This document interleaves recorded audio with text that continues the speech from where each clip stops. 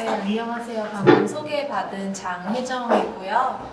제가 또 한번 제가 초대한 분들이니까 여기는 독립기획자로 활동하시고 저랑 웨스를 같이 만들고 운영하고 계시는 송고은 씨, 그리고 주로 뉴욕에서 많이 활동하시다가 또 마침 공교롭게 이런 팬데믹 시대에 조금 이르게 한국에 오셔서 또 한국에서도 같이 활동을 병행하고 계시는 작가이자 교육자이자 활동가이신 최태현 작가님 이렇게 모시고 네, 제가 얘기를 시작하게 될 것 같습니다.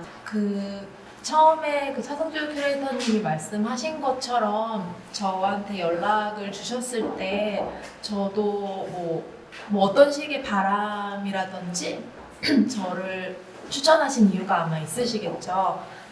근데 그 방식이 사실 저도 제가 어떻게 활동하고 있는지 잘 모르겠고 그냥 저는 조금 그냥 지금 제가 마주한 상황이나 시간에 맞춰서 조금 저를 유동적인 상태로 바꾸면서 일을 하는 그런 스타일인 것 같고 사실 그렇기 때문에 아직까지는 독립기획자로 활동하는 게 저한테 더 맞다라는 그런 생각을 하고 있는데요.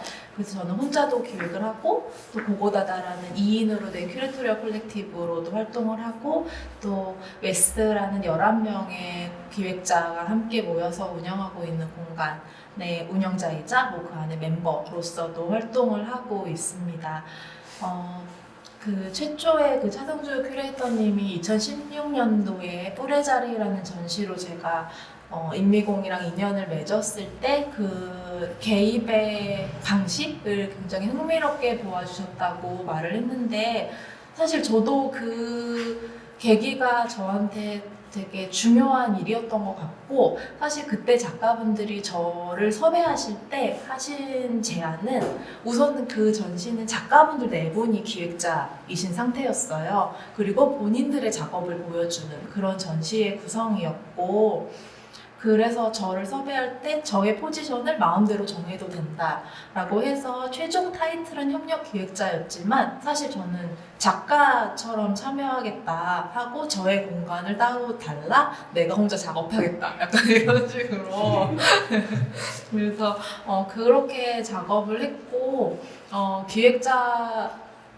롤과 작가의 롤을 동시에 수행하는 작가군이 있고 또 기획자 롤과 작가 롤을 같이 수행하는 제가 있는 그런 구도를 가지고 그 일을 했었어요. 그리고 그 전시의 제목이 뿔의 자리였는데 영문으로는 스케럴 앤 게더 반대였나? 게더 앤 스케럴이었나? 어쨌든 모이고 흩어지는 그런 영문 제목을 가졌고 아마도 딱 그게 제가 활동하고 있는 방식하고 맞는 그런 제목인 것 같아요.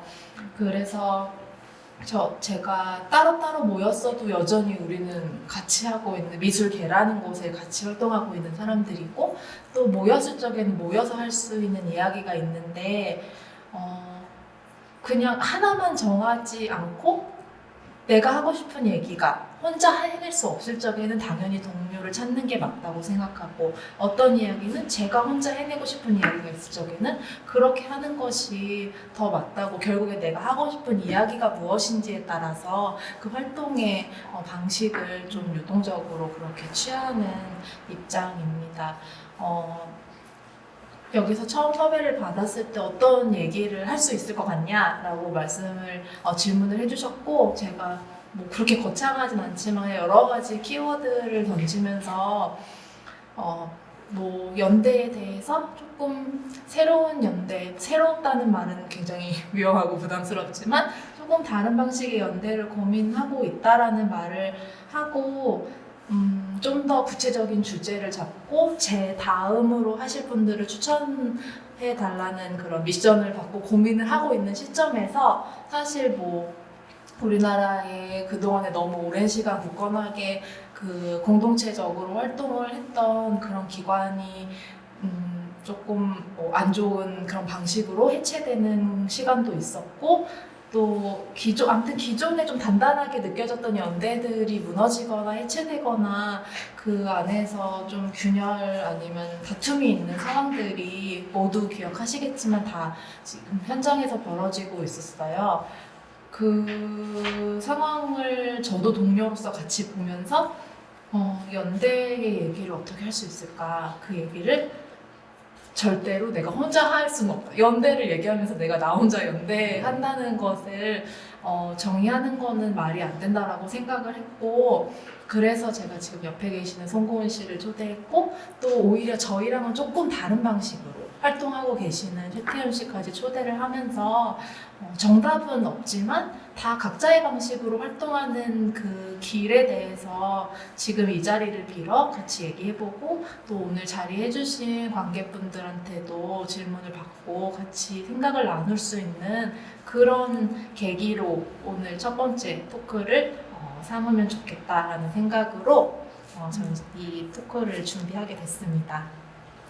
그래서 순서는 지금 옆에 계신 송고은 씨랑 먼저 저희가 웨스라는 곳을 어떻게 만들게 되었는지, 어떤 방식으로 처음에 어떤 고민을 나누고 어떤 뭐 저희가 좀 좋은 예시 혹은 안 좋은 예시를 삼은 그런 기관들도 있으니 그런 것에 대해서도 같이 공유를 드리면서 웨스의 활동을 좀 소개하는 그런 시간을 갖도록 할게요.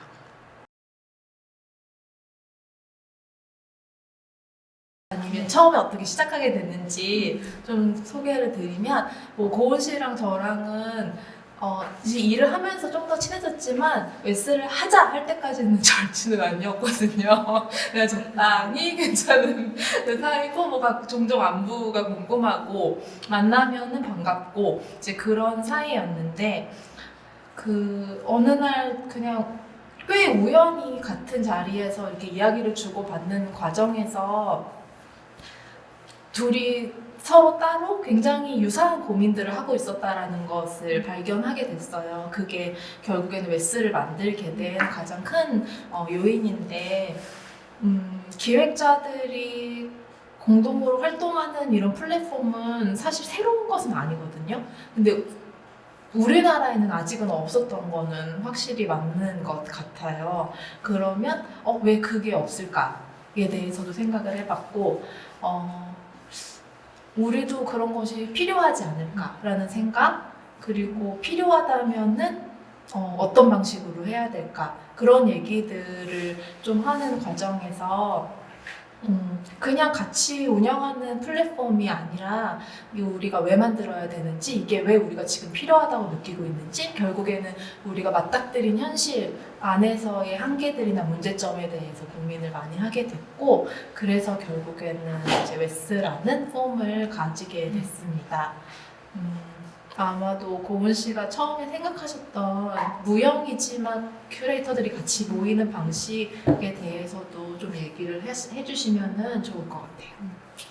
네, 저도 이제 앞서 나온 얘기들 중에 이제 대안이라는 단어랑 연대라는 단어에서 봤을 때, 제가 처음에 웨스라는 걸 상상하면서, 그리고 뭔가 물리적인 공간이 꼭 필요하진 않지만 이 기획자들이 함께 할 수 있는 무엇이든, 그게 되게 작게는 스터디 모임일 수도 있고, 혹은 사실은 우리가 막 개모임처럼 서로의 리서치 활동을 좀 지원해주는 그런 것들 좀 상상을 했었어요. 근데 그거는 뭐 제가 혼자 상상했다기보다 저도 주변의 큐레이터들을 만나고 이야기를 하면서 다양한 생각들을 얻으면서 사실 나온 이야기였고, 그래서 말씀처럼 되게 우연하게 이렇게 이야기를 하면서 이 웨스가 발전이 됐는데, 저의 입장에서는 저도 이제 대안 공간이라고 하는 소위 그런 공간들에서 이제 큐레이터로 계속 일을 하면서, 이게 처음에는 대안적인 어떤 활동과 기관으로 시작을 하지만, 그게 이제 시간이 될수록 그걸 처음 일으킨 한 사람의 활동과 그런 큐레이터십을 보여주는 그런 공간들로 이게 점차 굳어지더라고요. 근데 그게 꼭 나쁜 거는 아니지만 처음에 가지고 있었던 좀 되게 오픈되어 있는 그런 형식들이 이게 이렇게 닫혀져 가는 걸 보고, 좀 다른 방식의 정말 플랫폼이 됐으면 좋겠다는 생각을 했고, 제가 처음에 생각했었던 거는 그래서 큐레이터들, 그러니까 그냥 대안 공간이든 혹은 뭐 어디 기관에 있든 국공립 기관에 있든 그런 거랑 상관없이 그러니까 개인 대 개인으로 만나서 진짜 큐레이터리얼 프랙티스에 대해서 이야기할 수 있는 공간을 만들면 좋겠다라는 생각이었고, 그게 시작이 누가 됐든 계속해서 그것들을 확장하고 같이 공유할 수 있으면 좋겠다라는 생각이었어요. 그래서 이야기를 하던 중에 이제 혜정 씨는 저는 약간 시간과 물질적인 거, 그러니까 뭔가 이렇게 서포트해줄 수 있는 경제적인 그런 쉐어를 생각했는데 그거를 혜정 씨는 좀 더 물리적인 공간이 우리에게 필요하다. 그리고 특히나 또 전시에 대한 또 필요에 대해서 또 많이 얘기를 하면서 이게 공간으로 좀 굳어지게 된 것 같아요. 그래서 그 저희가 결국에는 짚어봤던 맞닥뜨린 현실 안에서 뭔가 빠져있다고 생각하는 것 혹은 저희 스스로 갈증을 느끼는 것 그런 것들이 아마 이 웨스를 이제 프레이밍하게 되는 방식이었던 것 같은데 뭐 첫 번째로는 그뭐 신생이라고 하는 그 일종의 새로운 공간들이 생겼을 때 최초에 너무 활기차게 막 시작하지만 그 후에는 점차 유지를 위해서 유지되는 그 방식으로 불가피하게 가면서 대관이 좀 많아지고 그 공간에 특별한 색이 없어지고 이제 그런 것들이 좀 많이 아쉽다. 그 생각을 해서 반드시 우리가 뭐 얼마나 운영할지 모르겠지만 운영하는 동안에는 전시가 다 기획되는 전시를 하고 싶다. 그런 공간을 나도 보고 싶으니 우리를 공간에 찾아오는 사람들에게도 기획된 전시를 보여주면 좋겠다라고 생각해서 멤버가 송고은 장혜정 둘이 아니라 반드시 여러 명이어야 된다. 왜냐면 계속 기획할 수가 없으니까. 이제 그런 것이 있었고요. 그럼에도 불구하고 그리고 사실은 너무 현실적인 이유들이 많이 있는데 우리나라 지금 미술계는 기금이라는 시스템에서 사실 돌아가고 있다고 보여져요. 그리고 우리도 기금이 만들어낸 풍경의 사실 가해자이기도 하고 피해자이기도 하고 그런 두 가지 방식인데 기금을 받을지 안 받을지 모르면서 기금 받으려고 마치 내일 열 수 있을 것 같은 전시 기획서를 막 쓰죠. 그래서 기금이 되던 안 되던 무조건 공간은 확실한. 그래서 내가 뭐를 어떻게 놓을 수 있는지에 대해서 조금은 더 현실적으로 그려보면서 지원서를 써볼 수 있는 그런 환경을 잠시나마이라도 서로에게 좀 만들어줘 보자. 그런 생각을 했었고,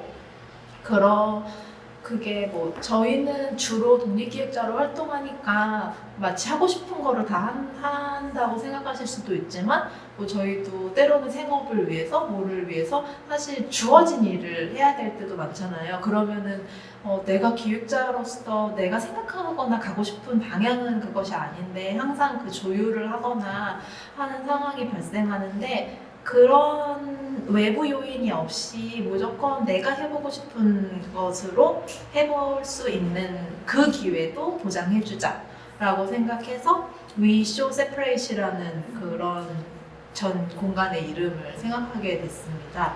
그 이름을 어떻게 지을지 되게 고민이 많이 있었는데 사실은 이거 We Show Separate를 이렇게 공식적으로 떡하니 내보인 건 이번이 처음이거든요. 왜냐면 너무 멋있지가 않고 너무 직설적이라서. 근데 저희 전체가 11명인데 11명이 뭉치고 있는 방식이랑 아주 딱 적나라하게 그걸 보여주는 말이에요. 우리로서 존재하는데 보여주는 전시는 완전 분리되어 있는 전시. 네, 그런 방식으로 저 송고은 포함해서 총 11명이 같이 하시게 됐어요. 그 섭외 과정을 좀 설명드리면 좋을 것 같아요. 네. 앞서 얘기해 주신 것처럼 미션 세퍼레이트가 우리가 함께하기 위해서 모인 게 아니라 정말 개인의 전시와 그리고 개인의 기획을 위해서 함께 어떤 부담을 나누는, 그래서 이웃을 좀 모으는 과정이었다고 생각을 하는데 정 씨랑 저랑 그냥 편하게 주변에 있는 큐레이터들, 그리고 지금 앞서서 얘기해 주신 것처럼 그런 목마름이 있는 그 기관에서 활동하고 있지만 혹은 개인적으로 활동하고 있지만 그럼에도 불구하고 여러 상황적인 것들 때문에 충분히 자신의 전시나 프로젝트를 구현하기 어려운, 그리고 그걸 좀 제대로 해보고 싶어 하는 그런 생각들이 있는 사람들이 누굴까 해서 정말 주변에 있는 큐레이터들에 대해서 이렇게 얘기하게 되고, 또 앞서 얘기한 것처럼 어떤 이웃과 같은 사람이기 때문에 어떤 쉐어하우스처럼 그래서 그러면 이 사람들하고 같이 우리가 한 뭐 2년이라는 되게 단기적인 시간이라도 함께 하고 또 그 사람의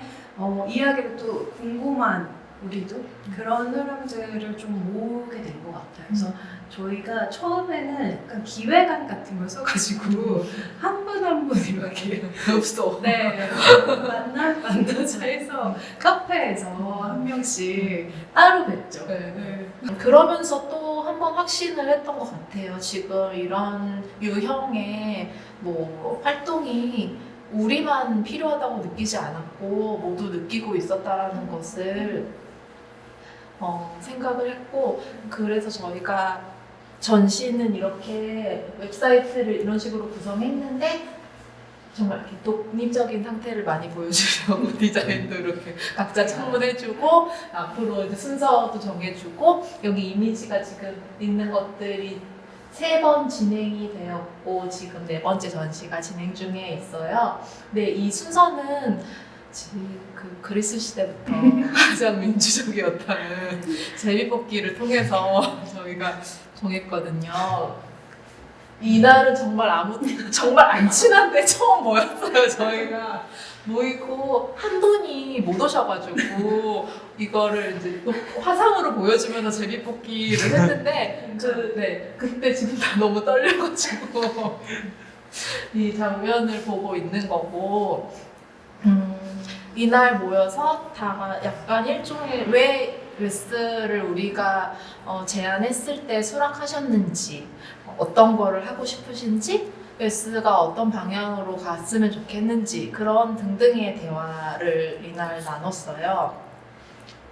나눴고, 대부분의 분들은 그냥 자기 기획해보고 싶다가 너무 컸고, 그리고 사실 동료를 만들고 싶다. 동료를 만나는데 그게 뭐 사적으로 그냥 편하게 만나는 자리가 아니라 그래도 확실히 기획에 대해서 얘기하고 싶고 미술에 대해서 얘기하고 싶은 그런 마음과 태도를 가진 사람들과 소통을 해보고 싶다. 그 중에 진짜 큰 거 하나가 큐레이터들이 전시를 했는데 전시에 대한 피드백을 듣지 못하는 것이었어요. 그거는 사실 작가분들에게만 그런 갈증이 있을 거라 생각하실 수도 있는데 그게 기획자들도 사실 마찬가지였고, 저희는 약간 뭐 완전 디폴트하게 막 가는 정도는 아니지만 그래도 한 번 전시를 하면 이제 모여봐라 그래서 내부 크리틱의 시간을 갖거든요. 이제 그럴 때는 물론 많이 이렇게 완곡하게 표현을 하긴 하지만 그래도 뭐 공식적인 자리에서 아예 모르는 사람들하고 있는 그런 자리보다는 훨씬 더 직설적으로 이 전시에 대해서 얘기하고, 아니면은 좀 다른 데서는 나만 이거 모르는 거 아니야 해서 부끄러웠던 그런 질문도 그냥 편하게 하고, 그런 시간을 갖고 그 시간을 갖는 것에 대해서 지금까지는 모두 너무 만족해 하시는 그런 상황이고, 저희도 그 시간이 제일 재밌었던 것 같아요. 얘기해 주신 것처럼 저희가 동료를 찾았지만 아직 웨스 안에서는 계속 좋은 동료가 되기 위해서 다가가는 단계인 것 같고, 앞에 얘기해 주신 그런 내부의 어떤 모임이나 이야기를 하는 자리를 통해서 더 서로가 어떤 주제에 관심이 있는지 그런 것들에서 잘 알아가는 것 같고, 사실 저 스테이 위드 트러블즈는 이제 태윤이의 말씀을 더 해주시겠지만 그 이제 친족에 대한 개념을 좀 말씀해 주시길래 그 도나로의 너무 유명한 스테이 위드 트러블을 생각을 했는데, 저희가 뭐 앞서 있었던 어떤 대안들에 대해서 또 다른 방식으로 이렇게 마주하지만 이것을 극복했다기보다는 혹은 극복하기 위해서 새로운 어떤 플랫폼을 만들었다기보다는 지금 현재 있는 이 상황에서 우리가 취할 수 있는 최소한의 액션이었던 것 같고, 그걸 어떻게 우리가 같이 부담할 수 있는지에 대해서 생각해보는 그런 과정이었던 것 같아요. 그래서 내부 구조는 그렇게 뭐 지금 상태에서 이렇게 꾸려졌지만 그 웨스가 가 만들어진 것은 큐레이터들만이 아니라 결국에는 우리가 마주한 미술계의 어떤 문제점들을 보고 이것이 나온 거기 때문에 여기서는 활동이 그렇게 여기에 11명만을 위한 활동이 되는 것은 절대 안 된다라고 생각을 했어요. 그래서 우선 모을 때는 한번 닫았던 것을 활동을 시작하면서는 다시 열어야 되는 그런 시간이 반드시 필요하다고 생각했고, 그때 진행했던 것이 웨스 웜업 프로그램이라는 두 가지 큰 활동이었는데요. 포트폴리오 아카이브라는 프로그램을 하나 진행했고, 전시 후도록이라는 프로그램, 이렇게 크게 두 가지를 진행했는데 두 개 다 오픈콜로 신청자를 받았고, 그 다음에 저희가 선별하진 않았고, 참여해주신 분들을 뭐 아주 치명적인 어떤 이유, 현실적인 어떤 이유 빼고는 저희가 그냥 같이 여기에 참여해주신 것 자체 모든 것을 수용해서 다른 사람들이 같이 볼 수 있도록 디스플레이하는 방식을 선택을 했었고요. 최근에 제가 개인적으로 생각할 때는 학교를 졸업한 이제 학생의 신분을 막 벗어난 작가분들이 미술계가 좀 더 건강하고, 특히 저는 시장이 잘 살아있다면 이렇게 어딘가에서 전시의 기회를 받고 조금은 더 프로페셔널한 레벨로 가는 세컨 에듀케이션의 과정이 있는데, 우리나라는 그게 좀 부족하다는 생각이 확실히 들었어요.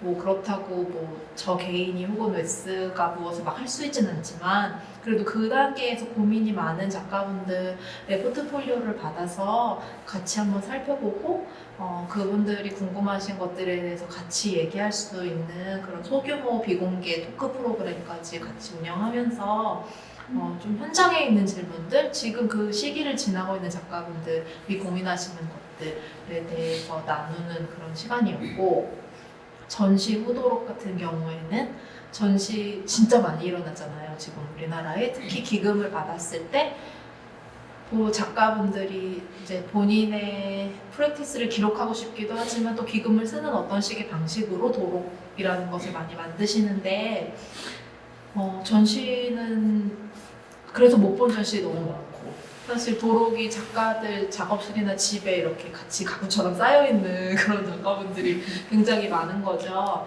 그런 도록을 다시 한번 이미 만들어졌던 도록을 우리가 놓친 전시를 남겨져 있는 도록을 가지고 다시 한번 살펴보는 그런 프로그램을 또 기획을 했었죠. 네. 그래서 사실 이게 웜업이지만 저희가 공간을 열고 첫 번째 했던 프로그램들이거든요. 그래서 얘기해 주신 대로 마치 저희가 이제 무슨 베스트 11을 뽑아서 이 공간을 같이 운영해야겠다라고 보실 수도 있을 것 같아요. 그런데 그분들은 서운하실 수도 있겠지만 월세를 n분의 1로 나눴을 때 가장 현실적인 금액, 그래서 그 명수도 사실은 그런 걸 맞아요. 생각한 것이 없지 않아 있고, 진짜 앞서 얘기한 것처럼 저희 주변에 있는 큐레이터들을 모았지만 또 모이고 나서는 우리가 이렇게 완벽하게 2년이란 시간 동안 딱 정해져 있는 큐레이터들의 전시들이 쭈르륵 보여질 텐데, 그 앞서서는 좀 정말 더 많은 분들하고 이 공간을 나눴으면 좋겠다. 그리고 여기에는 이제 큐레이터들도 있지만 작가들 또한 많이 와서 자기 작업도 좀 보여주고, 그래서 그런 식의 생각들로 사실 그 포트폴리오 아카이브를 했었던 것 같고, 그 전시 호도록 마찬가지로 그 혜정 씨의 아이디어로 이렇게 작가들이 가방에서 하나씩 만나는 사람마다 길에서 만나면은 갑자기 제가 마침 오늘 드린 5분에게 이 도록을 드리려고 했어요 하면서 들고 나오시는 분들 너무 많거든요. 그래서 뒤 돌아보니까 저희도 이거 하면서 우리가 뭔가 명분을 가지고 거대한 개관전을 한 게 아니라 이렇게 좀 현실적인 상황들 안에서 같이 공간을 나누고 시간을 나눌 수 있는 일들을 한 게 되게 적절하지 않았나. 그리고 우리의 뭔가 처음에 성격들을 좀 보여준 프로그램들이었던 것 같아요. 네. 저희가 그래도 좋은 일, 나쁜 일 혹은 그냥 있는 예들로 참고했던 해외 공간들도 있기는 한데요. 추티윤 씨도 너무 잘 아실 만한 그런 TSA라는 공간은 사실 필라델피아에서 아티스트런으로 해서 작가들이 만든 공간이고 그게 일종의 브랜드가 되어서 현지는 뉴욕에도 있고 로스앤젤레스에도 있고 시카고에도 있고 최근에 그린빌까지 이렇게 오픈을 해서 5개의 브랜치를 가진 그런 공간이에요. 근데 이 공간의 특징은 TSA라는 이름은 같지만 각 공간의 운영 방식은 다 상이에요.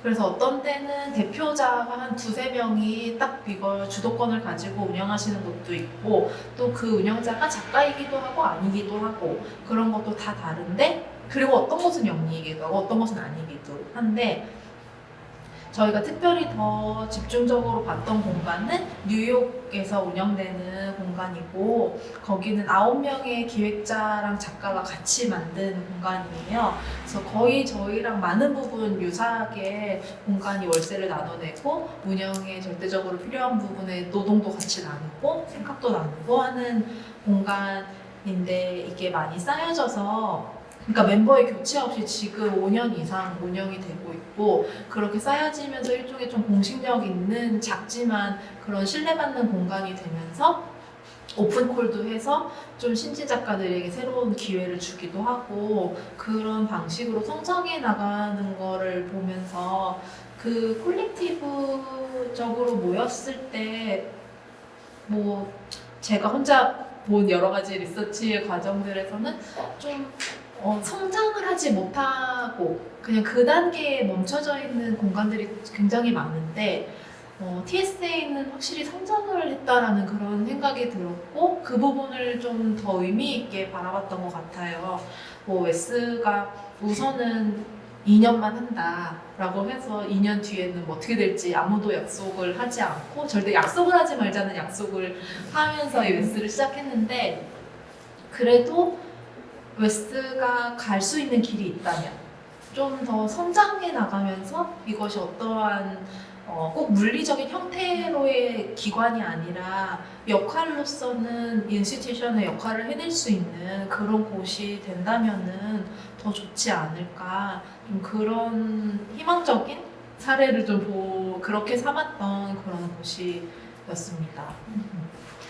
그리고 옆에 저기 사비 컨템포러리는 베를린에 있는 공간이고 그 뒷페이지는 후추라라고 이제 체코에 있는 공간들인데 저희로 치면 이제 1세대 대학공간 같은 공간이에요. 근데 지금은 이제 갤러리처럼 운영이 되기도 하고 또 이제 다른 여러 도시들이 서울과 마찬가지로 되게 공유 공간들이 있잖아요. 유휴 공간들 그런 공간들을 이제 맡아서 아트 레지던시로도 이제 활용을 하는 좀 다른 형태로 이제 바뀌게 된 공간들이라서 저도 이런 공간들을 보면서 처음에 이제 그런 새로운 방식으로 연대했던 것들이 다시 이제 기관으로 좀 굳어지게 되거나 또 다른 방식들로 좀 확장될 때 이렇게 보여질 수도 있겠구나. 네, 그렇게 참고를 좀 했었던 것 같아요. 저희가 어쨌든 그 웨스 아까 연대에 대해서 빨리 글로 지어야 되니까 그래서 저희 웨스가 어떤 특징이 있을까라고 생각을 했을 때 초대는 아름아름 했지만 저희가 엄청 구체적인 협약서를 썼거든요. 이런 구체적인 내용이 한 5장 되는 그런 협약서인데 우선 저는 개인적으로는 연대에 대한 정말 환상이 없는 것 같아요. 사실 처음에 시작은 너무 좋은 의도로 같은 꿈을 꾸는 것 같아서 시작했는데 그 시간들이 쌓이면서 활동들이 쌓이면서 조금 그 꿈들이 달라지거나 서로 삶의 환경이 달라지거나 여러 가지 방식들이 달라질 때에 그것을 흡수해주고 서로 보완해주고 탄력적으로 움직일 수 있는 그런 변주가 그동안은 흔치 않았고 아마도 그것은 다들 너무 힘들게 진짜 꿋꿋이 그 연대를 지켜내기 위해서 막 계속 투쟁하듯이 살아가고 있어서 저는 그렇다고 생각하는데 너가 동료로서 존재한다는 것이 나에게 너무 중요하다는 것을 끊임없이 알리는 과정이 굉장히 중요하다고 생각하고 그런 되게 세세한 내용들이 협약서 안에 있었어요. 심지어 막 고은 씨랑 저랑도 협약서를 썼는데 아플 때 뭔가 많이 말하기였나? 막 그런 것도 있고 일 펑크가 안 나야 되니까 2년 동안 네.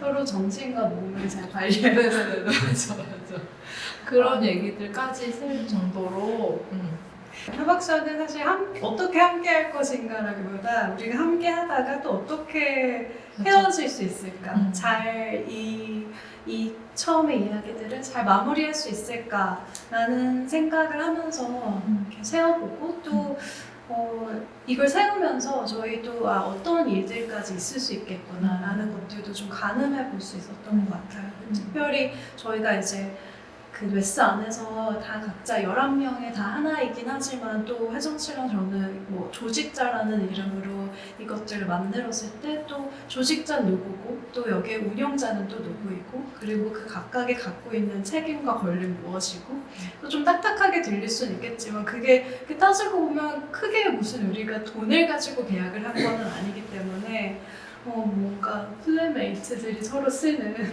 냉장고를 사용하는 방법들처럼 그런 것들이 되게 많이 들어가 있었던 것 같아요. 그런데 저희가 확실히 느낀 것 이건 저희 둘이 서로 얘기하면서도 제일 조심스러웠던 것 그리고 저희 외에 9명의 크리에이터들을 만났을 때 모두가 가장 망설였던 것이 결국에는 너무 연대하는 것처럼 안 보였으면 좋겠다. 뭐 친한 사람들끼리 그냥 친해서 모인 것처럼 안 보였으면 좋겠다. 였어요. 이것은 이미 좀 많은 분들이 같이 가지고 있는 그 함께한다는 것에 대한 어떠한 부정적인 생각인데 과연 그게 뭘까 저희도 계속 찾고 있는 중이고 그게 계속 고민이 되는 것 같아요. 그동안에 우리가 어떤 역사를 밟아왔기 때문에 이 단어를 사용하는 것을 망설여진다거나 혹은 누군가가 사용할 때 그것을 어떤 프레임을 가지고 바라보게 된다거나 하는 것들이 도대체 무엇일까? 사실은 저희 셋을 포함해서 오늘 여기 계신 분들하고 그 얘기를 제일 해보고 싶다는 생각으로 이 토크를 준비를 했고 우선은 이 질문은 이제 최태훈 작가님의 얘기까지 들은 다음에 좀 더 얘기를 나눠보는 질문을 던지면서 다음으로 한번 넘어가면 좋을 것 같아요. 그 말을 하고 싶어요. 사실 처음 연락을 받았어요. 그러니까 저는 기획하시고 웨스나 이런 걸 인터넷으로 인스타그램으로 봤죠. 모든 전시를 그렇게 보기 때문에 그러고 개인적으로 아는 사이가 아니었는데 사실 한 달 정도 전에 연락을 해가지고 이런 게 있다. 그래서 신기하다. 여기까지 왔어요. 그리고 굉장히 어려운 질문을 주셔서 연대하는 것에 대한 부정적인 인식은 어디서부터 온 걸까라는 질문에 대해서 최대한 충실하게 대답을 하고 저의 개인적인 이야기를 하고 싶어요. 그래서 저는 지금 몇 달 정도 전에 그 뉴욕에서 한국으로 오고 원래 그 전에 한국에 살았어요. 한 12년 만에 이 건물에 와서 감흥에 젖어서 걸어다니면서 사진을 찍고 있었는데 그 사이에 자주 왔어요. 매년 와서 프로젝트도 하고 계속 관계를 유지했지만 그 핸드폰 번호를 바꾸는 순간이 이제 가까이 오게 된 거죠. 그러면서 책을 좀 이렇게 찾아서 봤어요.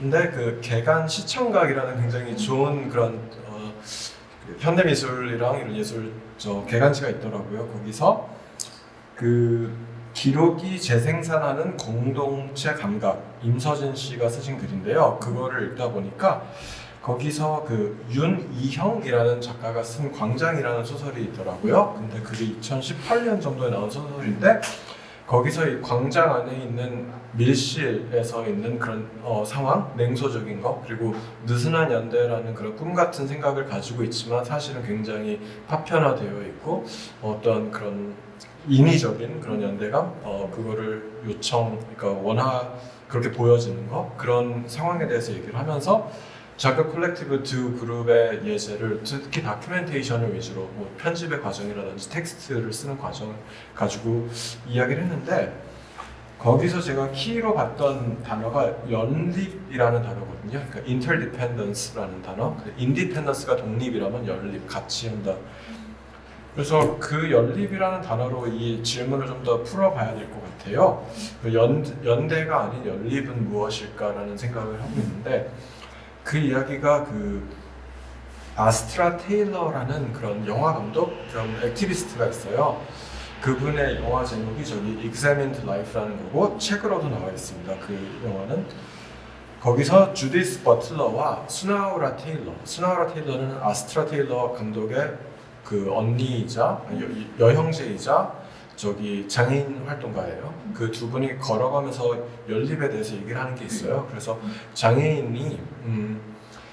장애인과 비장애인의 관계가 의존의 관계가 아닌 서로에게 연립할 수 있는 관계라고 생각하는 게 더 맞지 않는가.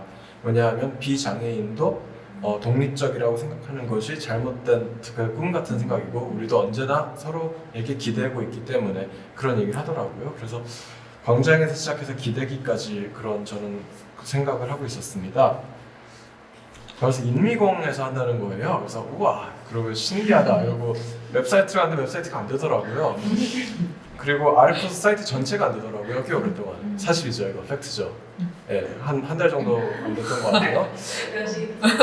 아니요, 서버가 안 되더라고요. 근데 뭐 그거 개인을 탓하는 게 아니고 저는 기록이 불가능한 시스템 자체에 대해서 얘기를 하고 싶은 것 같아요. 이게 아무리 국가에서 하고 있는 거라도 하더라도 기록은 사라지고 있고 기억은 다시 재편집되고 있다고 생각을 하는데 그래서 제가 2007년 가을에 참여했던 프로젝트의 정보를 찾아서 갔어요.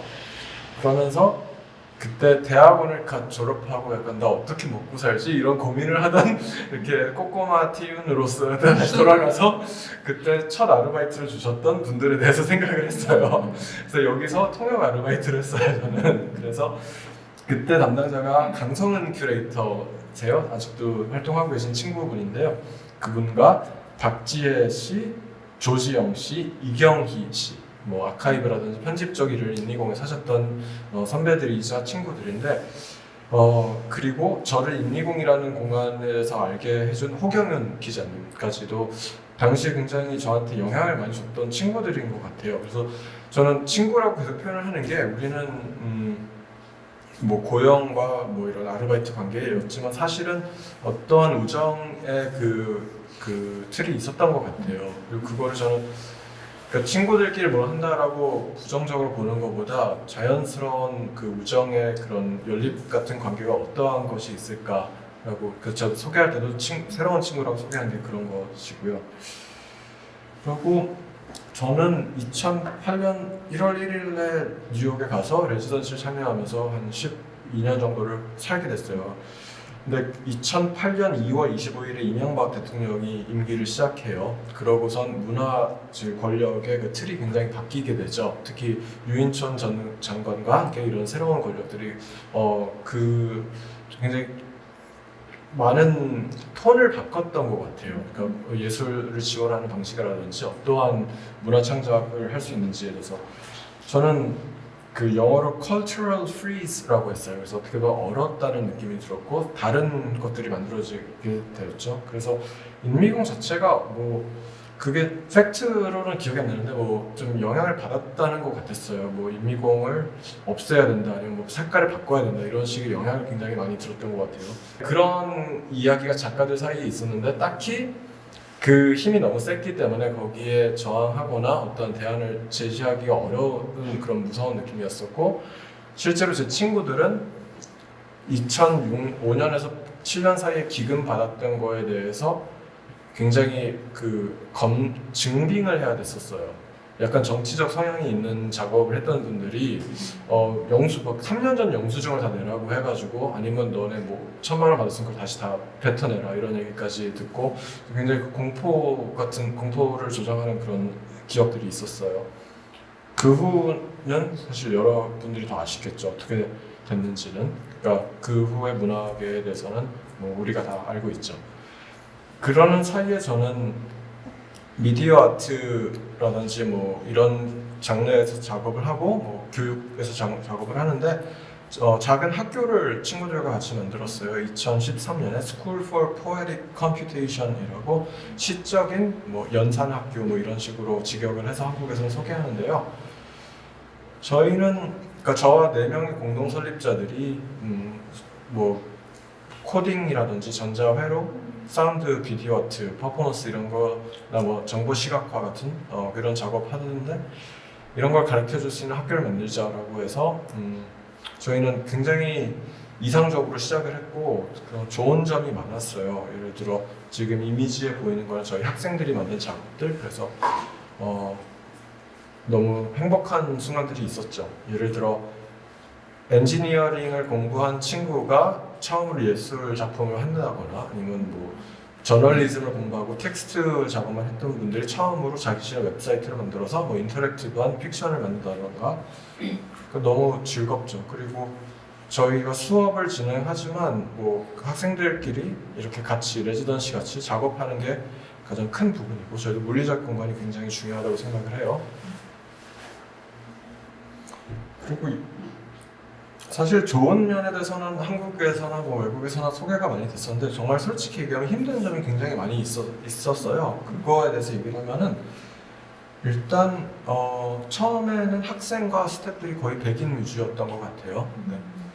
굉장히 오랫동안 그거는 여러 가지 이유가 있지만 뭐 이런 작업을 하는 사람들이 백인이다 그렇게 좀 게으르게 얘기를 할 수도 있지만 우리가 적극적으로 뭐 스컬러십을 뭐 해서 흑인이나 그 마이너리티를 초대하지 않았던 잘못도 있고 저희가 대안이라고 그러니까 뭐 거대한 대학의 대안이라고 했지만 사실 우리도 그 대학의 시스템이나 그 커리큘럼을 좀 반복하고 있었던 게 있고 굉장히 레디컬하다고 우리를 생각했지만 사실은 보수적인 면이 있었던 것 같아요. 그래서 작년 올해에 이런 게 그러니까 뭐 흑인의 삶은 소중하다 이런 얘기 다 들어보셨을 텐데 그게 정말 중요한 사건이거든요. 그러니까 그게 2012년부터 시작이 됐지만 올해에 정말 큰 사건들이 있으면서 일단 미국이라는 나라가 어떠한 그런 환상에서 많이 깨졌다는 것 같아요. 특히 백인들이 생각하기에 미국이 자유로운 나라가 아니라는 걸 인정해야 될 밖에 없고 노예 제도가 아직 존재한다. 그게 경찰의 폭력이라든지 뭐 아이빌리그 학교의 어떤 그런 담장이라든지 이런 걸로 존재한다. 그래도 우리도 자유롭지 않다. 우리 학교도. 그래서 이걸 인정하기가 굉장히 어려웠어요. 예, 그리고 이렇게 뭐 다양성이라든지 뭐 한두 명의 멋진 흑인 작가, 선생님 초대해가지고 해결되는 문제가 아니고 저희는 학비를 받거든요. 그러니까 그거 자체로 좀 바꿔야 되는 거예요. 그러니까 돈을 우리는 10주 수업에 뭐 한 600만 원 정도의 학비를 받는데 우리 기준에서는 그게 굉장히 페어하다고 생각을 했어요. 미국 대학원의 수업 하나의 가격이 뭐 그 정도니까 근데 우리는 수업 전체 5개 정도를 하니까 근데 그게 아닌 거죠. 그래서 이 사진은 올해 초에 컨퍼런스 했을 때 우리 스태프들과 선생님들이 같이 모여있는 사진인데 굉장히 행복했던 순간이에요. 코로나 직전의 상황인데 그 후로 여러 일이 있었어요.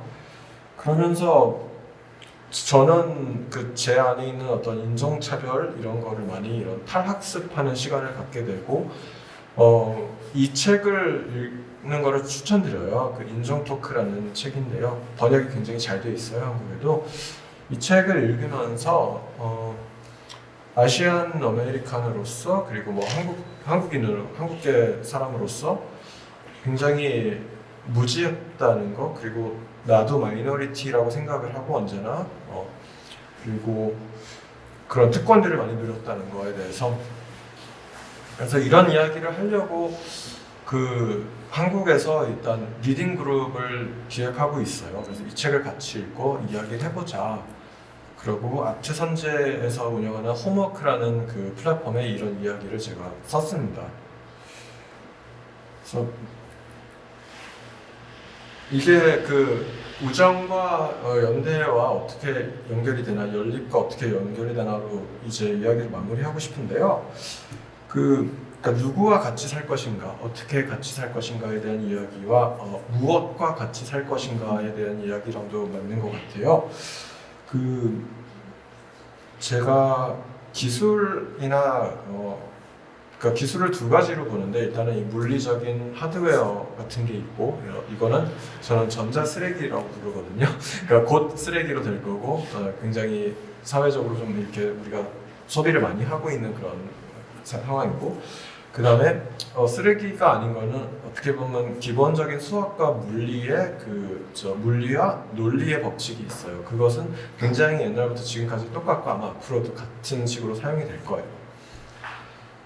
그 사이에서, 그러니까 전자 쓰레기와 수학의 그런 마법 같은 굉장히 고유한 그 성격에서 저는 그 헤러웨이가 얘기하는 그 심포에이시스라는 게 있는 것 같아요. 그 심포에이시스가 심바이오시스에 약간 거기에 포에이시스를 넣은 건데, 번역을 하면 이 최유미 선생님은 공산으로 하셨어요. 근데 뭐 공생이라든지 뭐 여러 가지로 할 수 있는데, 공생 같은 경우는 이렇게 같이 생산하는 거고, 이 선생님이 공산으로 한 이유는 그 커먼에 대한 이야기를 하고 싶어서, 그 커뮤니즘에서 실망을 했지만 그 커먼스에 아직 희망을 가지고 있다는 거에서 공산이라고 하셨다고 하더라고요. 그러고 한국에 와서 농사를 배우고 있어요. 그래서 고구마도 캐보고, 고구마 줄기를 이렇게 하면은 뭐 김치를 만들 수도 있다를 배우고 갑자기 여기가 점프를 하죠. 근데 관련은 있어요. 네트워크와 코드와 전자 쓰레기와 수학 그 사이에 그 흙과 동물과 비물질 그리고 논리의 관계, 거기에 시적인 관계가 있다고 저는 생각을 했어요. 그리고 우리가 그 개인이라는 것보다 연립, 그러니까 고구마가 아니고 우리는 줄기이다라는 얘기를 하고 싶던 거고, 줄기도 먹을 수 있다 이런 얘기가 되는 것이죠. 그래서 마지막입니다. 그 사라 오펜하이머라는 설치 작가인데요. 이거는 그냥 조각가인데 이런 투명한 유리관을 만드는 작업을 하세요. 근데 이게 굉장히 저는 공간과 시간과 그거를 이렇게 자르는 어떤 인터페이스로서 잘 사용이 된다고 하고, 굉장히 수학적으로 복잡한 작업이에요. 실제로 항공기를 제작하는 그런 엔지니어들과 같이 작업을 해야 될 정도로 이렇게 정밀한 구조인데, 이번 작업을 보면서 이게 어떠한 건전지 같다고 생각을 했어요. 건전지라는 거는 그 두 개의 다른 성질을 가지고 있는 조합, 그리고 거기에 아주 얇은 막이 있어야 돼요. 그래서 그 차이를 통해서 에너지가 움직임으로써 힘이 발생하는 것이거든요. 그래서 이거는 건전지의 동문인데요. 네. 그래서 방전이 되지 말아야 되는 것이 그 막이 있어야 돼서 방전이 안 되는 거고, 어떠한 흐름에 있을 때는 언제나 차이가 있는 거예요. 그래서 아마 공동체나 연대에 대해서 우리가 불편하게 하는 게 우리의 차이를 인정하지 않고 같은 부분만 너무 생각을 해서 그런 게 아닐까? 차이를 생각하면 연립할 수 있고, 그렇다고 공존할 수 있지 않을까? 힘을 만들 수 있지 않을까? 그런 생각을 가지고 있었습니다.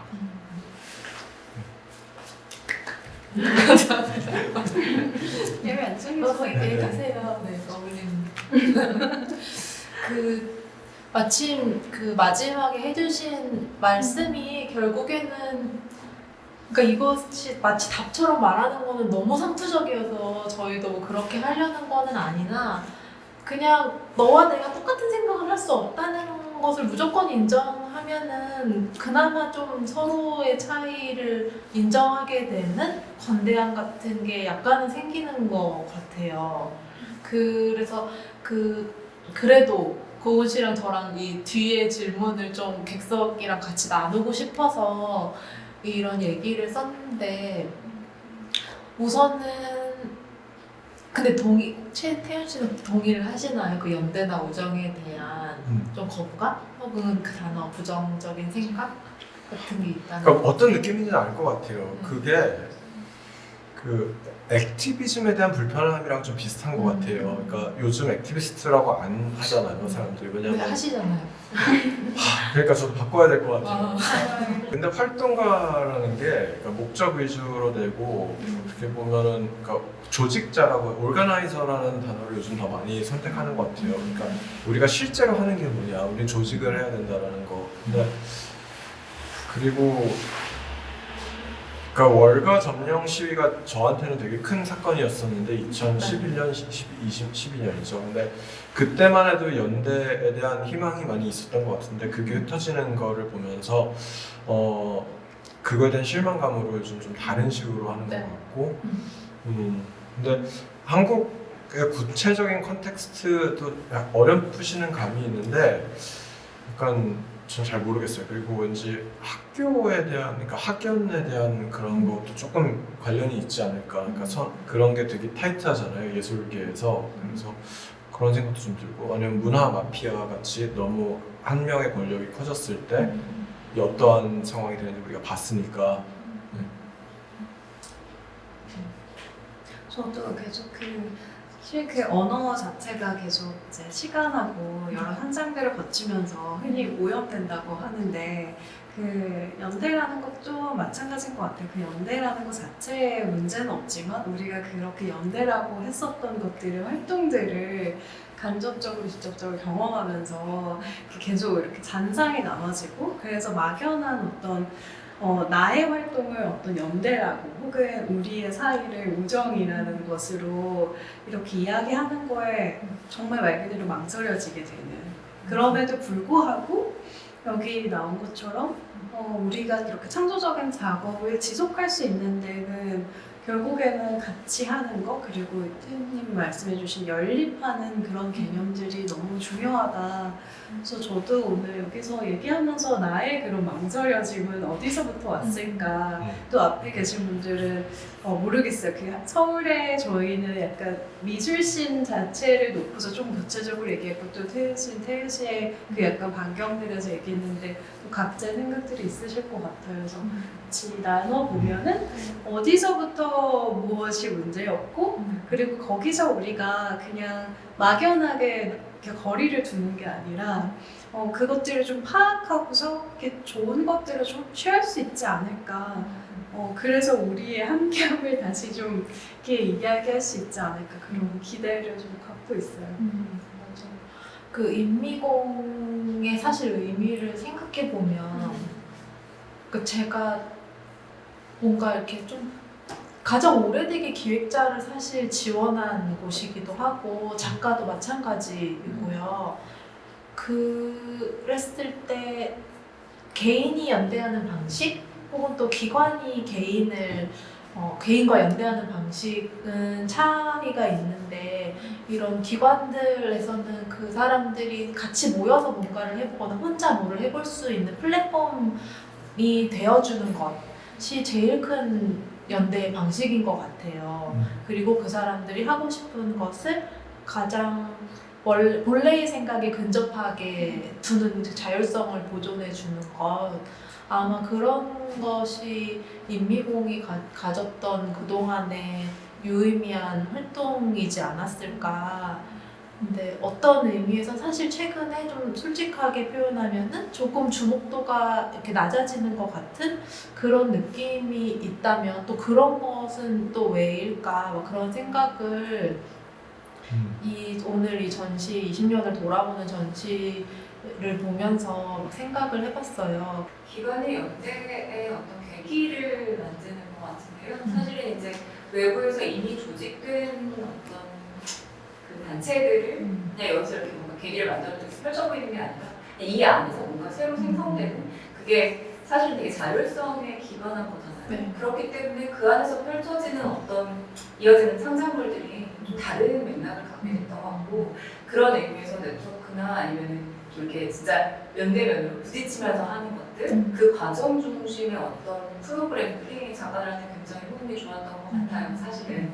근데 지금 말씀하셨던 것처럼 사실은 너무 이제 다른 기관들에서 보여지는 신생작가 전시 계속 지속적으로 릴레이하는 듯한 그런 것과 차별성이 없기 때문에 인미공은 워낙 약간 작가들이 진짜 부딪히고 이렇게 좀 진짜 창작하기 위해서 과정 중심이었는데 그게 안 되니까 좀 결과물만 보여지니까 좀 신선함이 떨어지고 그런 것들이 있어서 진짜 말씀하신 것처럼 창작수를 시작으로 그리고 이 프로젝트를 시작으로 향후에는 어떤 모습을 갖춰 나가야 할까에 대한 제가 질문을 던지고 답도 좀 얻고 싶어서 사실 이 프로젝트를 마련한 거예요.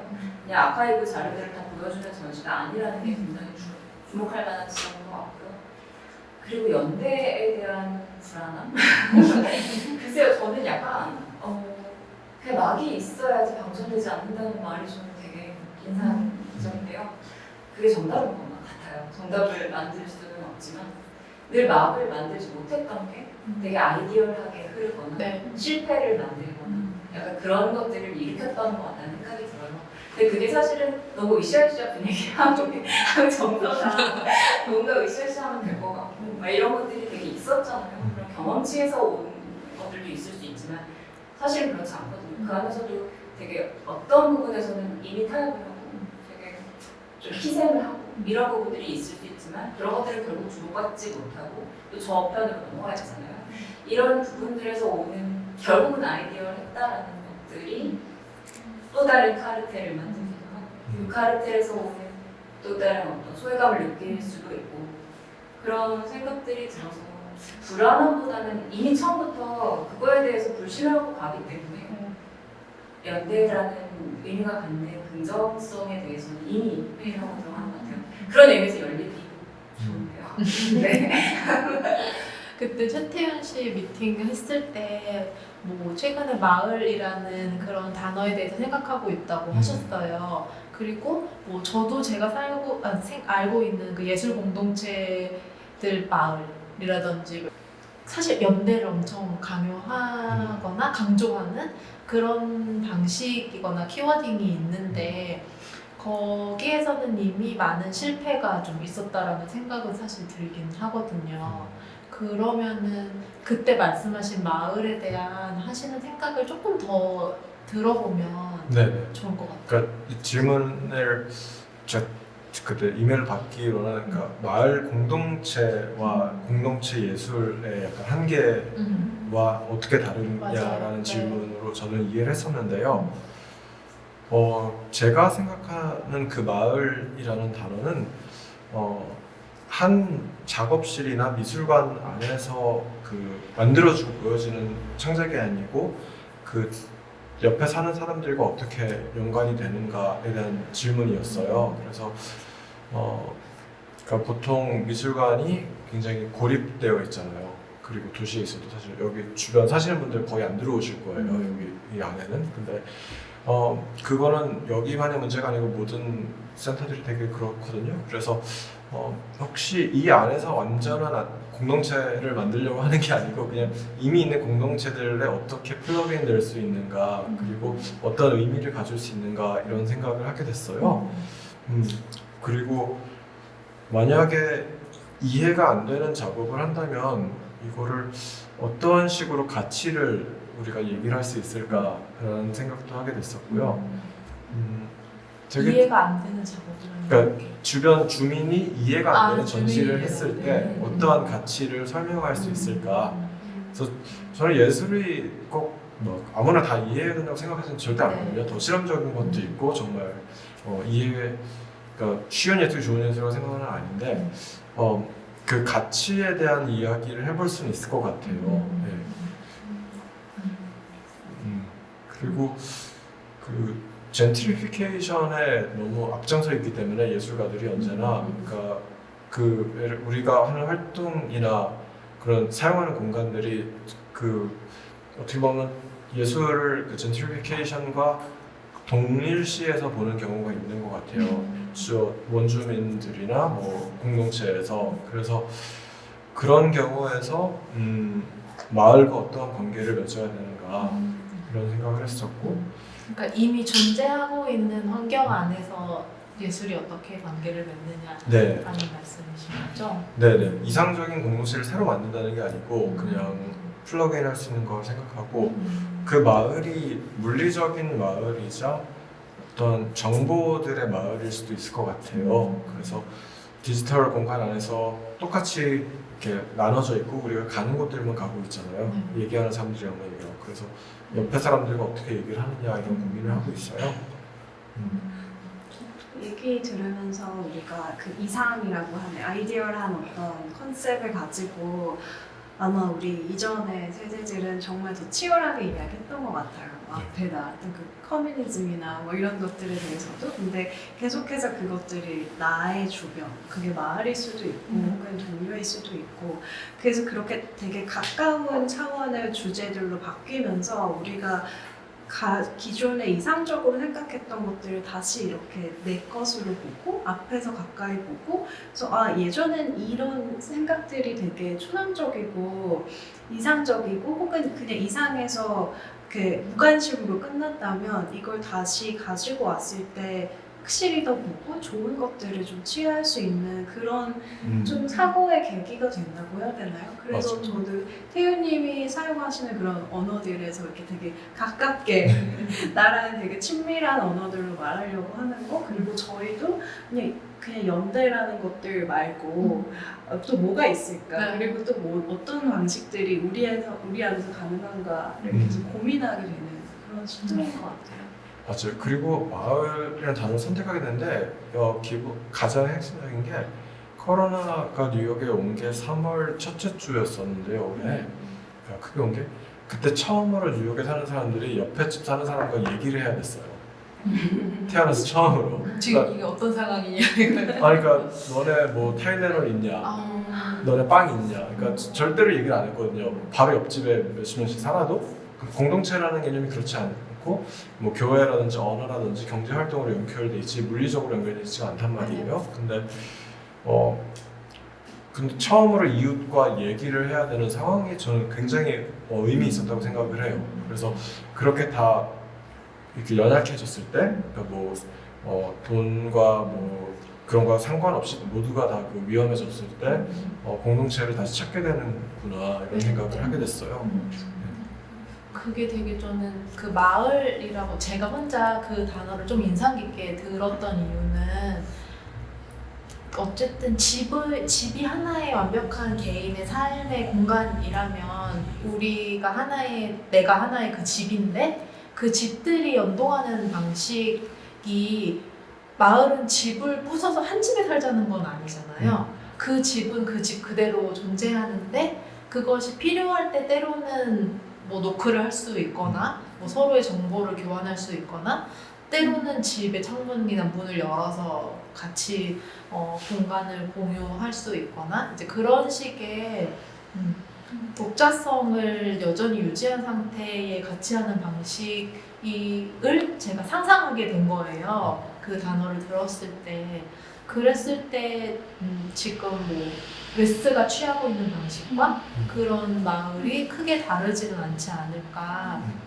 그 해박사 내용에서는 사실 자본이라는 것이 굉장히 많은 사람들의 갈등을 일으킨다고 생각했기 때문에 완벽한 비영리 공간으로만 한다, 대관을 안 한다 이제 그런 식의 내용이 다 들어있거든요. 근데 저는 만나서도 얘기를 했었는데 저는 비영리 구조가 굉장히 자본주의에 이렇게 의존해야 되는 구조라고 생각을 해요. 기금 문제도 말씀하셨다시피. 그래서 저는 적당한 영리 활동이 더 지속 가능하지 않을까. 그래서 그게 어떠한 식으로 뭐 예를 들어 아티스트 피에 대한 얘기라든지 예술 노동 인턴 제도 이런 거 요즘 이슈가 정말 많이 되고 있거든요. 그리고 다 계약직으로 있는 상황 모든 사람들이 그랬을 때 정말 더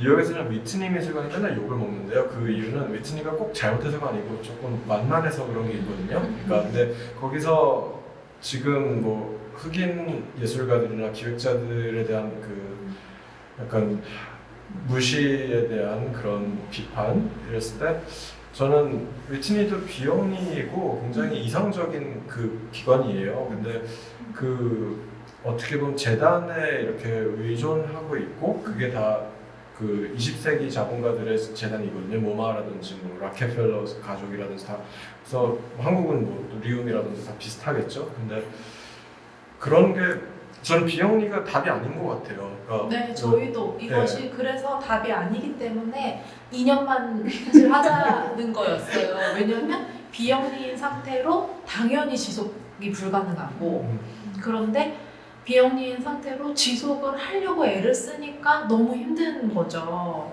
뭔가를 하려고 하는데 너무 동의하고 이게 비영리인 상태로는 당연히 유지가 될 수 없기 때문에 혹시 웨스가 다른 방식으로 또 한 번 이렇게 형태를 바꾼다면 그때는 아마도 지속에 대한 고민을 하면서 그것을 디자인하게 되지 않을까 그런 생각을 해요.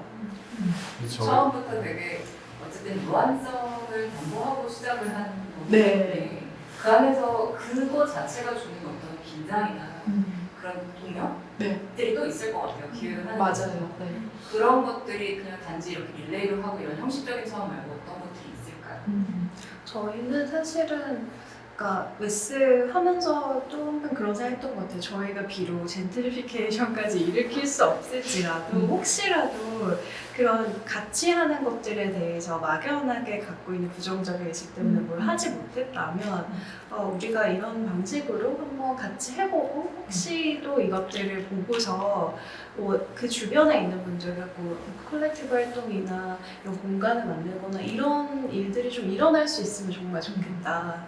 그런 식의 어떤 그것 또한 지속성이라고 할 수 있을 것 같고 저희 웨스의 지속성은 정말 진짜 물음표예요. 아직은 진짜 어떻게 될지 그리고 저희 협약서에서도 정말 11명의 모두 만장일치로 어떤 방식을 정해보는 것으로 그리고 혹시라도 거기에 이견이 생길 때는 지속하지 못하는 것으로 네, 지속이란 네. 그러니까 같은 형식으로 지속하지 않는 것으로 네.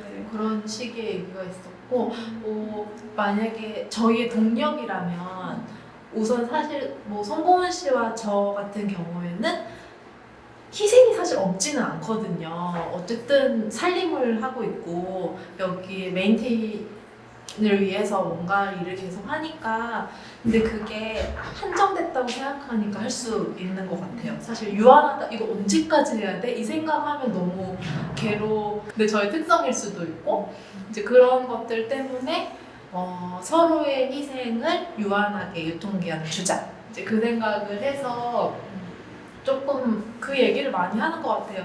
이거 계속 할 거 아니니까 이러면서 할 거 아니니까 지금 열심히 하자 이 얘기를 많이 하고 또 그리고 뭐 고은 씨 얘기를 들어보고 싶긴 하지만 저는 개인적으로는 고은 씨가 있다는 거 그리고 나머지 9명의 멤버가 있다는 것 자체가 사실은 저 너무 낭만주의자 같은데 아까 비관론자 이랬다가 정말 큰 저한테는 동력이에요. 제가 개인적으로 좀 뭐 외로움을 많이 느끼는 그런 성향일 수도 있지만 혼자 일을 막 100가지 일을 혼자 다 해도 그것에 내가 하고 있다는 걸 알아주는 한 명이 있는 것과 아무도 없이 혼자 100가지를 하는 거랑은 저는 개인적으로 정말 큰 차이를 느끼거든요. 이제 그래서 뭐 고은 씨랑 저랑도 막 일이 엄청 몰렸을 때 둘이 이거 누가 하자고 했어? 막 그러면서 그래도 그 일을 해내게 되는 거죠. 저는 굉장히 이건 사적이지만 저한테는 뭐 전혀 꾸밈이 없이 제일 큰 동력이 된다고 말할 수 있는 그런 요소인 것 같아요. 처음에 와서 다 이제 독자적인 자율적인 기획을 하기로 했지만 네. 미술계에 대한 문제의식에서 맞아요. 시작을 했다고 하셨잖아요. 그게 이제 제도, 그러니까 지원 방식제도뿐만 아니라 어떤 공간이 부족하고 뭐 이런 여러 가지 현실적인 문제들 외에 또 다른 어떤 것들이 있었을까요?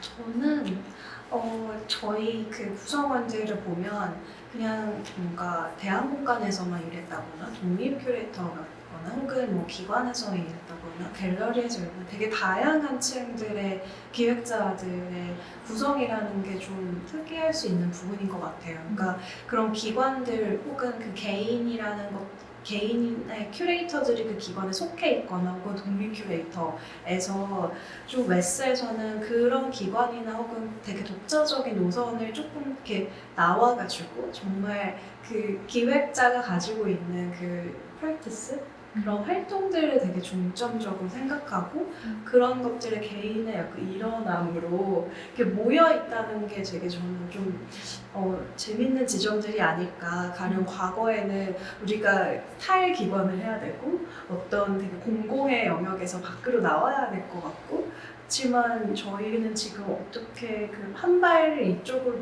내딛고 있는 분들도 되게 다양하거든요. 그래서 그런 새로운 방식이라면 그런 좀 다른 콜렉티브들과 달랐던 지점들은 아니었을까 그런 생각이 들어요. 그리고 기획자를 창작자로 인식하는 그런 환경이 조금 만들어지고 있는 것 같아요.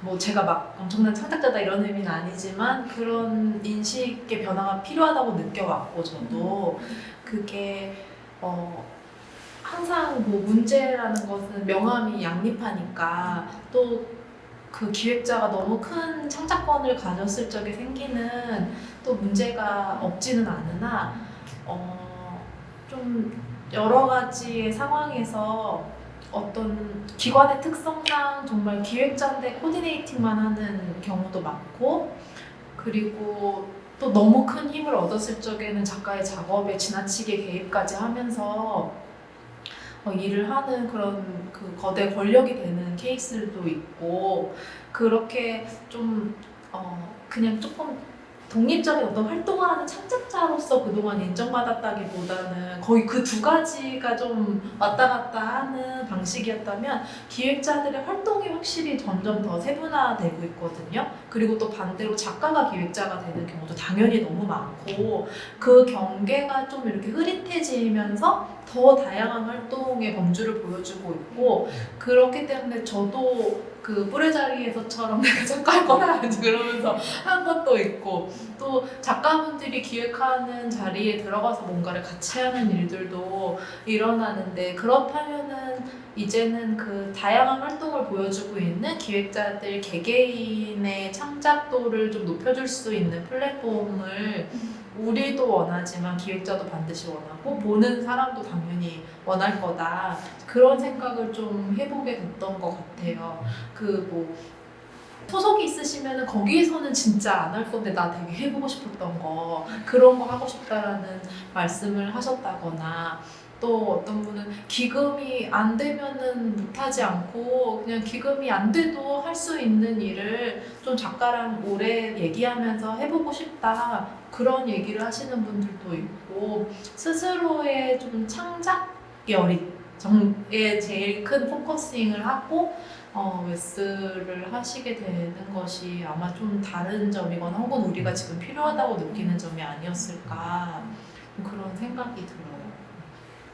저 마지막으로 하나 말씀하면서 생각났는데, 그 태일님이 이제 코로나의 환경에서 처음으로 옆집에다가 얘기를 해야 되는 상황이라고 했잖아요. 근데 웨스가 정말 의도치 않게 코로나와 함께 열고 닫을 수 있을 것 같아요. 그 기간이. 근데 그런 재난의 상황에서 그 코로나뿐만 아니라 어쩌면 지금 이 시점이 미술계에서 어떤 맥락들이 있어 왔다면 좀 다른 맥락으로 넘어가기, 그 아주 얕은 하나의 시간이었고, 그걸 우리가 재난이라고 표현하기는 어렵지만 우리가 느꼈을 때 갖고 있는 여러 문제의식들을 이렇게 옆집에다가 이야기를 건네는 그런 시간들이 필요했기 때문에 우리가 지금 이 시점에 웨스가 또 같이 있지 않을까, 그런 생각이 좀 드는 것 같아요. 그냥 저는 정말 간단한 질문인데, 그러니까 일단은 웨스한테 먼저 질문 드리고 싶어요. 그러니까 지금 벌써 4번째 전시를 시작이 됐고, 그러면 거의 3분의 1을 진행을 하신 거잖아요. 근데 처음에 이제 웜업 하시고 전시하시고 3분의 1을 지나오시면서 혹시 처음에 생각하셨던 것과 지금 느끼셨을 때와 그 연대를 생각하시는 지점이 혹시 달라지신 점이 있을까요? 그 잠깐 사이. 저는 사실 웜업 할 때는 되게 즐거웠어요. 웜업이랑 약간 네. 전시무덤이라든지 포트폴리오 아카이브를 했을 때 우리가 좀 작은 11명의 구성원이 공간을 열어서 정말 더 많은 분들에게 쉐어할 수 있는 공간이 되었던 순간 그런 것이 굉장히 즐거웠고 그리고 이거는 뭐 좋다 나쁘다는 아닌데 물론 뭐 좀 자유롭기 위해서 협약서를 썼고 그리고 연대라는 말을 피하기 위해서 더더군다나 위슈 세퍼레이시라는 말을 사용하고 조직자, 운영자 막 이런 말을 했는데 정말 세퍼레이트를 하고 있거든요. 그게 되게 좋으면서도 그냥 보고 싫어서 괜찮은 건가? 이렇게 생각이 드는 거예요. 정말 이렇게 연대감이 안 생겨도 괜찮은 건가? 이런 지금 상황이긴 하거든요. 그게 더 지켜보고 싶지만 절대 나쁘다는 건 아니고 네, 저희로서도 궁금한 지점이고 사실은 조금은 약간의 동료의 연대감이 생길 줄 알았는데 아직은 아니어서 네, 앞으로 어떻게 될지 궁금해요. 근데 당연히 이건 인위적으로 만들 수도 없고 만들고 싶지도 않았기 때문에 웨스가 만들어진 거라서 지켜봐야죠. 뭔가 그 다양한 연대들이 창출되는 거 아닌가요? 그래도 그 안에서 저희들이 계속 지속적으로 그럴 수도 있다. 그러면 진짜 좋을 것 같아요. 맞아요. 그럴 수 있으면 되게 좋을 것 같고 저도 얘기하신 것처럼 똑같이 정말 마치 처음에는 막 아침 7시에 쓰는 공문서처럼 레슨을 막 시작했는데 이제는 좀 이제 한 오후 3시쯤에 감성으로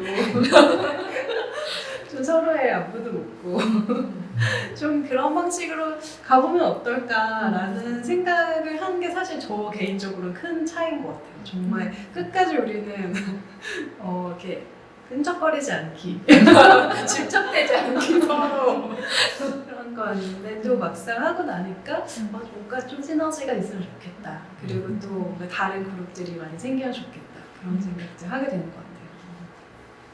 사실 뭐 미술 쪽에서 관계가 그렇게 크지도 않은데 좀 주변 사람들은 책을 만들고 있는데 소설가, 시인, 평론가 이제 저는 이제 편집을 하고 있는데 약간 속이 터지는 일이 많았어요. 편집 저희 편집자한테 편집할 것 같아요. 지금 제가 엄청 터지는 거는 개인적인 태도로 그냥 해결할 수도 있을 텐데 제 이런 경험을 통해서 좀 보편적으로 아까 말씀하신 인터 디펜던트 어떤 식으로 좀 더 넓게 하는 공동체라는 걸 어떻게 생각할 수 있을까 그런 좀 고민을 하고 있어서 요즘에는 그냥 필요라는 좀 단어를 많이 생각을 하는 것 같아요. 전에는 이제 필요라는 말이 어떤 그 수량화된 뭐 이렇게 계산적인 관계로 생각했던 부정적인 인식이 있었는데 그런 것만 하는 거 아니고 아무튼 잘 들었습니다. 저는 오히려 태연님한테 좀 물어보고 싶어요. 저희는 이제 메스의 내부 사정들을 아니까 근데 또 학교를 운영하고 계시잖아요. 약간 4명의 또 설립자, 공동 설립자 있다면 또 어떻게 항상 기쁘고 즐거움만 있는지 속터지는 일이 네, 많죠. 속터질 일 많고 근데 네, 그쵸. 그리고 필요라는 단어를 좀 더 생각하고 있는데 지금은 모든 웨스는 사이드 프로젝트로 우아하게 하고 있는 거잖아요. 뭐 두 분은 아니신 건 알고 지금 있지만 아니 우아를 지키려고 네, 근데 전반적으로는 이렇게 뭐 자본적인 투자도 굉장히 미니멀하고 뭐 상대적으로 그리고 이런 상징적 가치, 문화적 그 가치를 많이 가져가고 있고 특히 두 분은 그 중심에 있어서 근데 2년 하고 그만한다는 것도 사이드 프로젝트이기 때문에 가능한 생각이에요. 그리고 그 한계를 굉장히 금방 느낄 거예요. 근데 이게 저는 이런 프로젝트가 잘 돼도 고민이고 안 돼도 고민이라고 저는 생각을 하거든요. 근데 잘 되면 그 문화적 권력을 누가 어떻게 가지고 더 이 이름을 가지고 갈 것인가. 그래서 저는 필요라는 단어로 다시 돌아와서 그냥 우리가 정말 사랑하는 일을 하면서 먹고 살 수 있어야 된다고 저는 생각을 해서 저는 웨스 분들에게 비즈니스 모델을 만들어서 이거를 유지할 수 컨설팅 있는 되나요? 네, 컨설팅 드리고 싶은 게 이게 모두가 그 11명이 다는 아니더라도 몇 명은 선택적으로 살 수 있다면 더 좋지 않을까. 그리고 2년은 졸업을 하고 그 다음 제너레이션이 사실 두 분이 아닐 수도 있는 거죠. 근데 그걸 만들었다는 게 저는 좋고 그 헤러웨이로 돌아오면 그 친족이 아닌 어떠한 그 기묘한 친족, 그러니까 오드킨이라는 단어를 쓰는데 그 베이비가 아닌 가부장 대도가 아닌 그 오드킨 그런 식으로서 그런 이웃과 관계도 그런 걸 수도 있어요. 그러니까 입양하듯이 서로를 네. 웨스를 누가 입양할 수도 있는 거잖아요. 네. 그러면 그런 문제들은 어떻게 해결하고 계세요? 그러니까 정말 문제가 많고요, 실제로. 예, 그래서 여러 가지 너무 이렇게 공개적으로 얘기할 수 없는 문제들이 많은데 그래서 전문 그 퍼실리테이터를 초빙해서 지금 문제를 해결하고 있어요. 네, 그리고 그게 저는 필요하다고 생각해요. 콜렉티브 내에서 해결이 안 되는 거. 그리고 어떠한 문제는 개인적으로 풀 수 있고 어떤 문제는 돈으로 풀 수 있는 것도 네. 있고 어떠한 거는 굉장히 법적으로 해야 되고 그래서 근데 그 무게를 자신이 다 가져가지 않아도 된다고 생각을 하고 웨스를 2년 이상 못한다고 생각하는 이유는 두 분이 하신다는 가정하에 있기 때문인 맞아요. 것 같아요. 근데 그렇지 않았을 때 어떠한 더 젊은 기획자에게 굉장히 좋은 기회일 수도 있잖아요. 그게. 네. 그러네. 너무 내 거라는 생각을 그러니까 아직도 내 베이비인 거야 웨스가. 아직은 3개월밖에 안 됐어.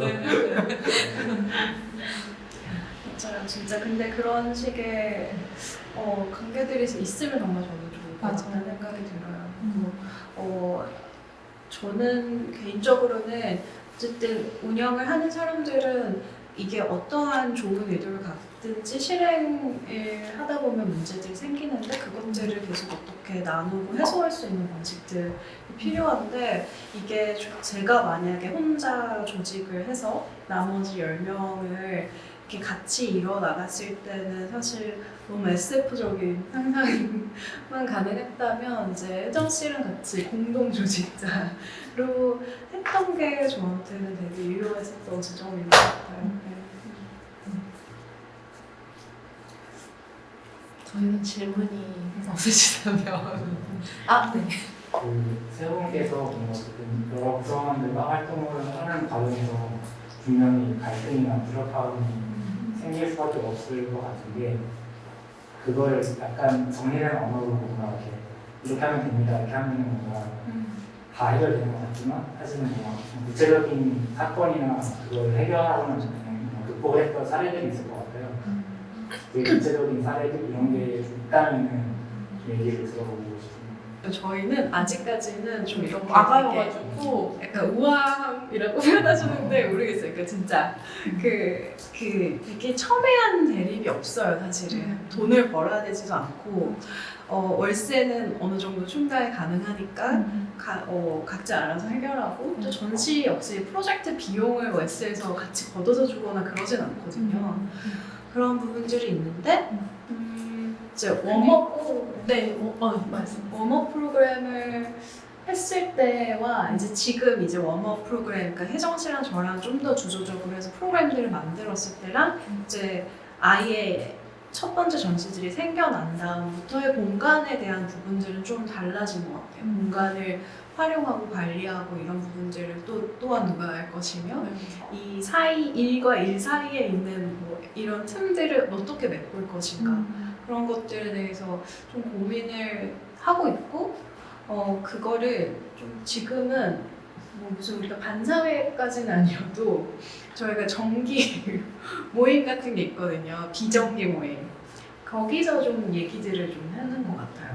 뭐 아주 마이너하게 뭐 화장실 청소 이런 것부터 해서 어떤 웨스를 공식을 표기할 때 이렇게 한다든지 또 오늘 같은 이런 자리가 있으면 우리가 웨스에 대해서 오늘 이렇게 얘기할 것이다라는 되게 사소한 것들을 끊임없이 공유하려고 노력하는 정도인 것 같고 혹시 더 구체적인 거 있나요? 아직 진짜 이거는 뭐 좋고 나쁘고 또 문제가 아니고 그냥 아직 없었어요. 왜냐하면 서로 아직 굉장히 세퍼레이트된 상태거든요.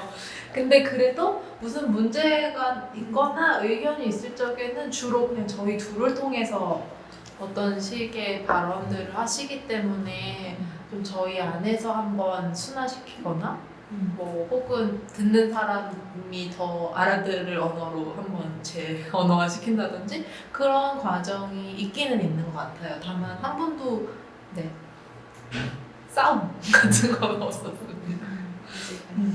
근데 그래서 행동 강령 같은 게 되게 중요한 것 같아요. 약속문이라고 하셨는데 그 사실 아마 이렇게 조심스러운게 태도를 유지하신 이유가 한국에서 있었던 다른 대응 공간들이 어떤 그런 권력의 메커니즘의 일부로서 악용된 경우들이 너무 많았기 때문에 그래서 방어적으로 하시는 것 같아요. 그래서 행동 강령이 있어야 되는 것 같고 예를 들어 뭐 전 구체적인 예를 들지는 않겠지만 그러니까 뭐 나쁜 사건이 있었을 때 운영자들이 책임을 져야 되냐 그거 굉장히 어려운 문제거든요. 네, 몰랐을 수도 있고 근데 그 restorative justice라는 표현이 있는데 그러니까 그게 복귀죠. 그러니까 회복을 위한 그런 정의 활동. 그래서 그거는 죄를 지었을 때 잘라내는 게 아닌 거죠.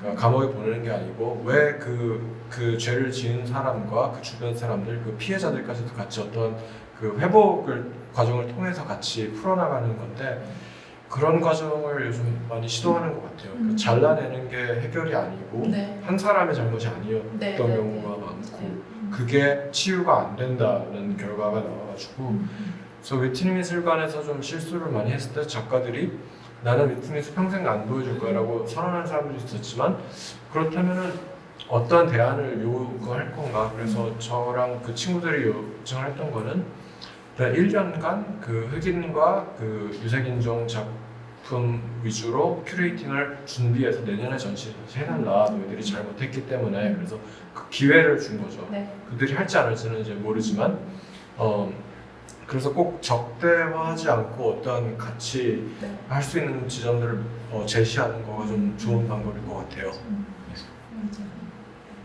저도 그런 부분들이 근데 사실 되게 한국 사회 자체에도 너무 필요한 것 같아요. 사실 지금은 우린 딱 정말 무슨 일이 터졌다거나 문제가 생겼을 때 그 공간이 완전히 없어지거나 그 사람을 마치 약간 지구 밖으로 쫓아내는 거.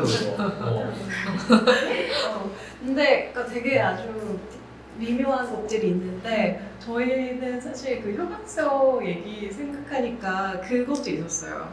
그 쓰면서 그때 한참 또 미투들 사건들이 막 있어서 만약에 정말 이 멤버들 중에 뭐 미투나 혹은 뭐 어떤 불미스러운 일이 생겼을 때 우리는 그 사람을 웨스에서 어떻게 처리할 것인가 에 대한 네, 맞아요. 좀 구체적인 이야기들이 있었죠. 맞아요.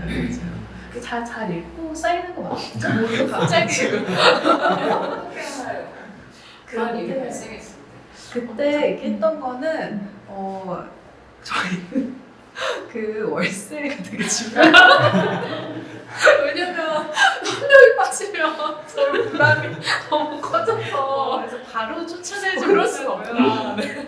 없구나. 이제 맞아요. 회의를 열고 또 사건을 보고 그 사람에 대해서 뭔가 진짜 그 사람의 어떤 잘못이나 불미스러운 일이 있으면 어떤 일정 기간을 두고 이렇게 휴식처럼 이렇게 기간을 두되 이제 월세는 내야 되는 근데 뭐 그렇지 않고 개인적인 무슨 이견 같은 것들은 그 같은 것들이 생겼을 때는 다시 또 회의 열어서 뭔가 완전일치로 해서 보낼 때는 잘못한 게 아니기 때문에 다른 거기 때문에 월세를 안 내도 된다 였어요.